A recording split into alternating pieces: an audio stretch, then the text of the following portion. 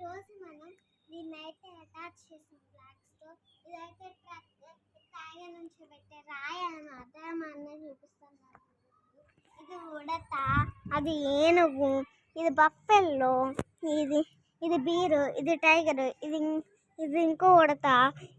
ఈ రెండేమో అమ్మ తల్లిళ్ళు, ఈ రెండు అమ్మ తల్లిళ్ళు, ఈ రెండు కూడా అమ్మ తల్లిళ్ళు.